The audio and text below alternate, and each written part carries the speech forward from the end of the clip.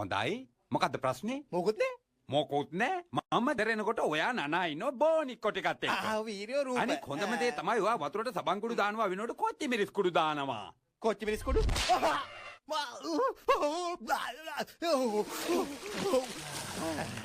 හරි කියන්න ප්‍රශ්නයක් තියෙනවා. හරි පැටියා තාත්තට ඉතින් හැමදේම කියන්නකෝ. අත උස්සන්න. ෂේෆු කිව්වනේ මම මකරානුසුරය කියන එකේ තේරුමවත් දන්නේ නැහැ කියලා. දැන් මං ගුරුවරයෙක් වෙන්නත් ඕනේද? මං හිතුවා මං කවුද කියලා දන්නව ඇති කියලා. මං මකරානුසුරය නෙවෙයි නේද මං කවුද? ගුරුවරයෙක් කුම්ෆු ගන්නන්නද? ඕ ඒක උසස්වීමක් නේ. මම අතුලලා ඉවරයි. කවද හරි ඔයා මේ මාලිකාවෙම පාලකයා වුණාම මට පුළුවන් ශාලාව ඇතුළේම නෝඩ්ස් විකුණන්න. මොකද මෙතන බබෙක් වගේ තාම සබන් ගගා ඉන්නේ. බහින්නයි කිව්වේ බිමට. කෝ ඉක්මන් කරන්න. අලුත් කඩේට වේටර් ලබන්දව ගන්නත් ඕනේ. එතකොටද මකරානුසුර පෙනුම තරංගේ නැද්ද? ඒක ඉතින් දිනන්නේ චවුනෝනා තමයි. එතකොට මකරානුසුර අග්ගලා කන තරගේ? අයියෝ මගේ වාර්තාව රැග්ගන්න ඕනේ. කාටවත් බෑ ඔයා තිබු වාර්තාව කඩන්න. ඔයාගේ අග්ගලා වර්තාව කඩන්න හදන්නේ. කවුද මගේ වාර්තාව කඩන්න යන්නේ? කවුද කෑමවලට ගෙවන්නේ?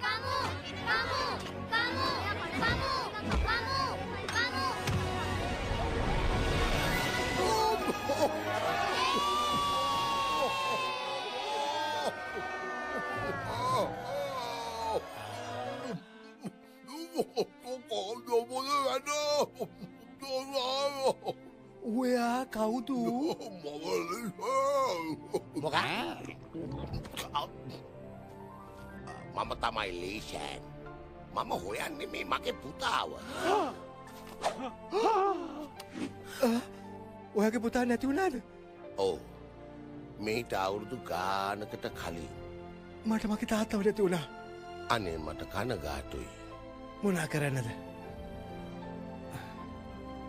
ඔයාට සුබ පතනවා.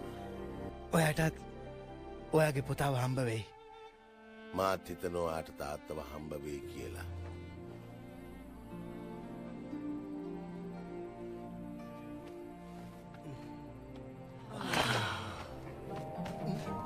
පුතා?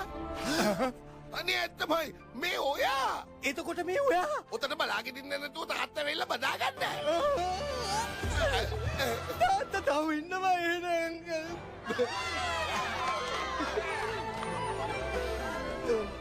මං හිතුවා ඔයාව මට නැති වුණා කියලා පුංචි නෙළුම. මේක නම් ලැජ්ජාවම තමයි. මං හිතන්නේ ඔයා හොයන්නේ ලෙනුබල කියන නමක් තියෙන පැඩ් එක. ඒත් මගේ නම පෝ. දැන් මේකනේ පුංචි නෙළුම කියලා කියන්නේ ඔයා ඉපදුන වෙලාවේ තියපු නම. ඇත්ත තමයි. මට හිතාගන්න බෑ මෙච්චර කාලෙකට පස්සේ ඔයා ආපු එක හිතාගන්නත් බෑ. ඕ තාත්තා එන්නකෝ අඳුරගන්න මේ මම මොකක් කියලාද ඔයාට කතා කරන්නේ? ඔයාම කියනවද? ඇයි එයා කිව්වේ එයාගේ නම ලී කියලා? ඔයා එන්න මෙහාට.